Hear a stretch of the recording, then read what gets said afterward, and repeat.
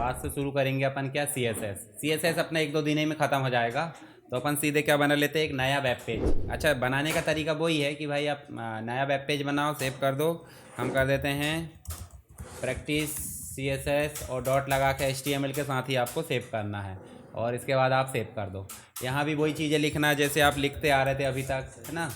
ये सारी चीज़ें, ये मेटा टैग में हटा देता हूँ। इसके बाद यहाँ जाकर आपको क्या करना है, CSS प्रैक्टिस नाम दे दो हमारे वेब पेज के टाइटल का, ठीक है। चलो यहाँ देखो, अगर अपन जो है H1 लेते हैं तो H1 ले लेते हैं। यहाँ पर लिखे अपन ने क्या, यहाँ लिख दिया अपन ने कंप्यूटर, ठीक है। और दूसरी H1 ले लिए, और दूसरी H1 में लिख दिया अपन ने एजुकेशन, ठीक है। अब ये 2 H1 लिए हैं। अब मान लो स्टाइल देना चाहते हैं। स्टाइल का मतलब समझते हैं कि भाई अपन कोई इसमें फॉर्मेटिंग करना चाहते हैं। तो फॉर्मेटिंग करने के लिए मैंने क्या बताया था, एक तो आप अलाइनमेंट दे सकते हैं, दूसरा आप क्या कर सकते हैं, इसमें फ़ॉन्ट लगा सकते हैं, फ़ॉन्ट कलर लगा सकते हैं, या जो भी चीज़ है, पर वो थोड़ा सा कठिन तरीका है। तो हम यहाँ पे CSS लगाने के लिए दे देते हैं। यहाँ पे मैंने एक स्टाइल एट्रीब्यूट बताया था, ठीक है। स्टाइल लगाए और इसके अंदर क्या आ गया, डबल कोट। तो सीधे हमको वैल्यू नहीं लिखना पड़ता। जैसे मान लो आपको कलर देना है तो क्या लिखोगे, कलर, और कलर के बाद आता है कॉलन, और कॉलन के बाद क्या जाता है, सेमी कॉलन। पर सेमी कॉलन के पहले आपको वैल्यू देना होगा कि आप क्या देना चाहते हो, रेड। उसके बाद आप इसमें क्या देना चाहते हैं, मान लो इसका बैक कलर देना चाहते हैं, तो इसके लिए लिखोगे क्या, बैकग्राउंड कलर। तो अभी हम ज़्यादा प्रॉपर्टी नहीं लिखते यहाँ, सीधे इतना ही बस रन करके देखते हैं। किसके अंदर दिए बताओ जरा, H1 में। कायदे से H1 में दिए, दूसरे H1 को भी तो आ जाना चाहिए ऑटोमेटिक। तो हम सीधे इसको रन करके देखते हैं। यहाँ हमने रन करे, देखो एक H1 जो है रेड आ गया, और एक H1 कैसा है, ब्लैक है। तो इससे तो घाटा हो गया ना। तो यहाँ दिक्कत ये आती है कि ये वाली स्टाइल अप्लाई करने में, कि हर एक टैग के लिए अलग से स्टाइल टैग देना होता है उसके स्टार्टिंग में। पर यदि हमको इसी को क्या करना है, मल्टीपल जगह एक ही जगह अप्लाई करके करना है, तो उसके लिए हम देते हैं टाइटल के बाद स्टाइल टैग, देखो हेड के अंदर। और यहाँ किस नाम से है बताओ जरा, ये किस नाम से है, H1। तो हम देंगे H1, और H1 देखे हम लगाएंगे क्या, ब्रैकेट स्टार्ट और एंड कर्ली ब्रैकेट, और हम देंगे क्या, कलर। और कलर देने के बाद हम दे दो यहाँ पर, जैसे मान लो अपन ने दे दिए ब्लू। और अब रन करके देखो, अब हमने यहाँ क्यों दिए थे ऊपर, सब में अप्लाई होना चाहिए। हुआ कि सब में अप्लाई नहीं हुआ? इसलिए नहीं हुआ कि व्यक्ति जब अपने पास खुद की स्टाइल है तो दूसरे की तरफ मुंह क्यों मारेगा। ये भी तो बात है ना, कि भाई फर्स्ट प्रायोरिटी किसको देगा, जो अंदर स्टाइल लिखी उसको। और जिसमें नई चीज लिखी है तो भाई कहीं से तो आए, तो कहीं से आए, कहाँ जगह आया वो, पहले इंटरनल में। बोले तो ये वाली जो स्टाइल सीट है, इसको इनलाइन स्टाइल सीट बोल देते हैं। क्या बोल देते हैं, इनलाइन। मतलब स्टार्टिंग टैग के अंदर ही जिस स्टाइल को हम अप्लाई करते हैं स्टाइल एट्रीब्यूट के माध्यम से, उसे इनलाइन एट्रीब्यूट बोलेंगे। और जिस स्टाइल को हम हेड टैग के अंतर्गत स्टाइल टैग के माध्यम से करते हैं, उसे हम इंटरनल बोल देते हैं। अच्छा, दोनों में घाटा और मुनाफा क्या है, ये सीधे सीधे एक टैग के अंदर काम कर लेती है, आसानी से लिखी जा सकती है, कोई दिक्कत नहीं। परंतु इसी प्रकार के 4, 5, 6 टैग है या 1000 टैग है, तो उनमें लिखना है तो आपको 1000 बार लिखना पड़ेगा कि नहीं, तो उस समय तो घाटा है। तो उसी परेशानी को दूर कौन कर रहा है, ये वाली। इसका मतलब एक पेज में पूरे में काम करेगी, एक पेज में कहीं भी लिखो आप। जैसे मान लो एक और लिख देते, एक और आपने क्या लिखे, H1, और यहाँ लिख दिया आपने क्या, मान लो कंप्यूटर ट्यूटोरियल से, जो भी आपको लिखना है। और इसको आप फिर से क्या करो, रिफ्रेश करो यहाँ जाके, तो देखो यहाँ ऑटोमेटिक क्या हो गई है, कलर आ गई। अब इसमें क्यों नहीं आ रहा है, क्योंकि इसमें है ऑलरेडी। फर्स्ट प्रायोरिटी किसको आएगी, इसको, और अगर नहीं है तो सेकंड प्रायोरिटी को है ना, ये वाला। एक और होती है एक्सटर्नल वाली, जो अलग फाइल में लिखी जाती है। तो अभी हम जो है उसको और देख लेते हैं। जैसे हम यहाँ चलें, और यहाँ चल के हम जो है ये कलर दे दिए। अब एक नया फाइल बनाते हैं, कंट्रोल के साथ अपन क्या कर लेते हैं, एन, कंट्रोल के साथ एन करें, और इसका नाम दे दो क्या, स्टाइल डॉट, मतलब नाम दे देते पहले, कंट्रोल एस, और क्या दे देते इसका नाम, style dot CSS। Style dot CSS दी, और क्या करना है, सेव। और जैसे ही हमने सेव करे तो यहाँ कुछ नहीं करना होता है, टैग एग वगैरह, सीधे आप क्या लिख दो, कलर। कलर क्या देना बताओ जरा, हम दे देते हैं ग्रीन कलर।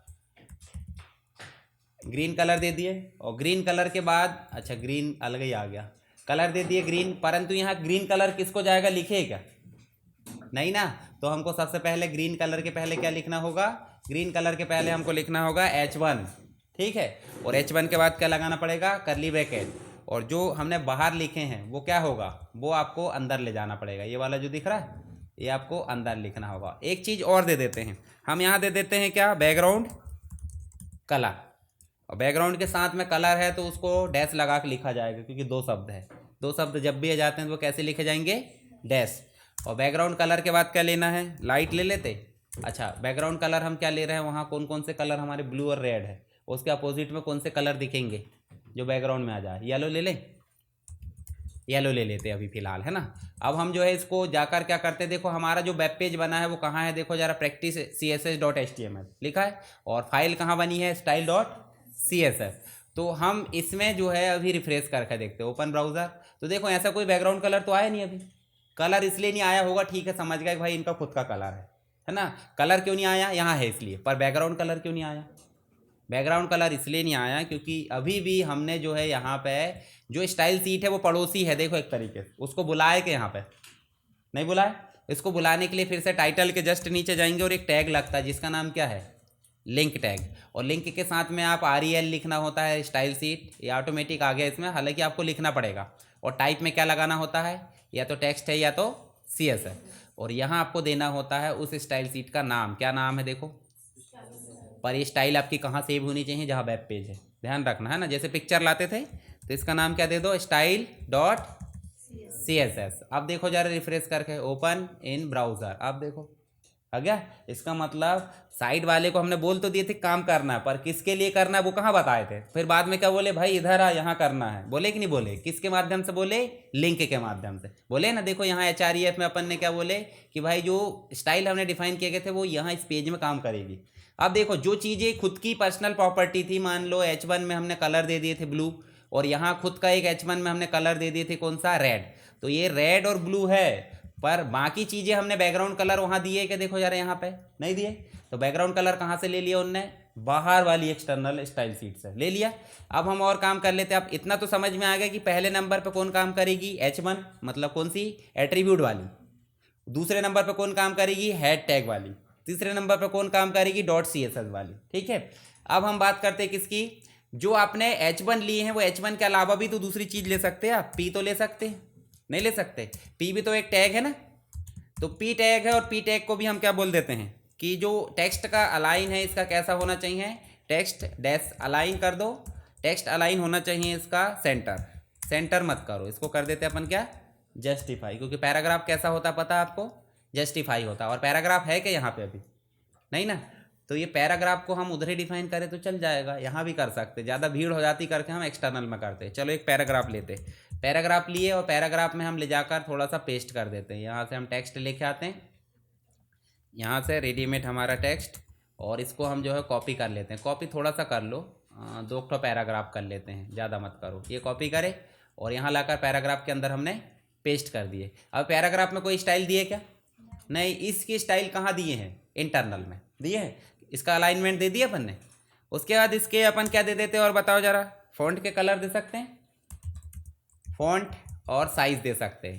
फ़ॉन्ट साइज़ मैंने बताया पिक्सल में दे सकते हैं, PT में दे सकते हैं, EM में दे सकते हैं। मान लो अपन यहाँ पे 2EM दे देते हैं, चलो 2EM दे दो और जाकर रिफ़्रेश करो। कहाँ जाना है अपने को, इस वाले में जाकर रिफ़्रेश करना है। ध्यान से देखो, इधर साइड भी बराबर है और इधर साइड भी बराबर है। फ़ॉन्ट के साइज़ भी आप कम ज़्यादा करके देख लो, भरोसा नहीं होता तो मान लो इसको 1EM कर दो और जाकर रिफ़्रेश करो। रिफ़्रेश करोगे देखो छोटा हो गया। उसके बाद PT में भी दे सकते हैं, चलो देख लेते PT में काम कर रहा है कि नहीं। मान लो अपन ने 15 PT दिए यहाँ पे, और 15 PT को अपन रिफ्रेश करते हैं तो देखो काम कर रहा है। तो इसका मतलब यहाँ बाकायदा काम कर रहा है स्टाइल सीट में। और क्या क्या फॉर्मेटिंग रहती है बताओ जरा, यहाँ बताओ मुझे, और क्या क्या कर सकते हैं अपन। देखो बोल्ड इटैलिक अंडरलाइन कर सकते हैं, फ़ॉन्ट का वेट होता है, फ़ॉन्ट फैमिली चेंज कर सकते हैं भाई, एरियल ब्लैक है या जो भी है। फ़ॉन्ट का साइज़ देखे लिए हैं। उसके बाद upper case, lower case, alignment होता है। उसके बाद और बहुत सारी चीज़ें हो सकती है। तो एक एक करके हम धीरे धीरे देखेंगे, अभी आपको ज़्यादा दिमाग नहीं लगाना। मैं एक चीज़ और बता देता हूँ कि जो मतलब एक प्रकार से यहाँ पे है, बॉडी भी है क्या, देखो जरा, बॉडी भी तो है हमारे पास में, दिख रही। तो बॉडी की भी तो स्टाइल सीट हो सकती है ना। जो जो टैग है उनकी स्टाइल सीट होगी, बस इधर ऊपर वाली की स्टाइल सीट नहीं होगी, जो हेड है उसकी स्टाइल सीट नहीं होगी, क्योंकि ये डिस्प्ले होता है नहीं, बॉडी होती है, बॉडी में सारा कंटेंट डिस्प्ले होता है। तो हम एक और स्टाइल सीट किसके लिए लेते हैं, बॉडी की। यहाँ चलें और बॉडी करके हम डिफाइन कर लेते हैं। बॉडी करें, ये बॉडी को लिखना है, उसके बाद स्पेस नहीं मारना है, ठीक है। और उसके बाद आपको करली ब्रैकेट एंड। अच्छा, इसका बैकग्राउंड का कलर क्या चाहते हैं आप, बॉडी के बैकग्राउंड का कलर क्या चाहते हैं, लाइट करके दे दो। लाइट क्या देते बताओ जरा, सियान दे दें, लाइट सियान दे दो। और देखो जरा रिफ्रेश करके, देखो आ गया। तो ये पूरी बॉडी में कंप्लीट हो गया। अब बताओ मुझे, ये स्टाइल सीट में लिखते जाओ खुद ब खुद काम हो रहा, जबकि इधर कचरा हो जाता था जब हम लिखते थे। हो रहा है क्या अभी कचरा? नहीं। मैं यहाँ से अभी ये इतना सारा हटा देता हूँ, नहीं तो इतना सारा लिखने में दिक्कत हो जाएगी। पैराग्राफ में से मैं हटा ही दे रहा हूँ ना, इतना ज़रूरत है कि नहीं है, पता चल गया अपने को क्या है। ठीक है, तो इतने में अपने को देखो यहाँ साफ़ सुथरी कोडिंग दिख रही है। जबकि अच्छा यही चीज़ हम यहाँ लिखते तो भी कचरा हो जाता है कि नहीं होता ना। तो अभी हम इसको हटा दें, पर हटाते नहीं है। एक आपको याद रखने के लिए चाहिए कि ये स्टाइल है इसके अंदर, ठीक है। और दूसरे इंटरनल लिखने के लिए कहाँ करते हैं अपन, इंटरनल हमको हेड के अंदर स्टाइल टैग लगाते हैं। और अगर CSS ये लिंक वाला लाना तो कहाँ लिखते हैं, स्टाइल। ठीक है, इसमें अपन बहुत सारी चीज़ें दे सकते हैं, अभी मैंने ज़्यादा दिया नहीं हूँ। तो अभी आपको सिर्फ शुरुआती समय में क्या करना है, स्टाइल सीट अप्लाई करना आना चाहिए। कौन कौन सी, इनलाइन, इंटरनल और एक्सटर्नल। बाद में अपन सेलेक्टर भी देखेंगे कि भाई H1 के अलावा भी हम दूसरी चीज़ लेना तो कैसे ले सकते हैं।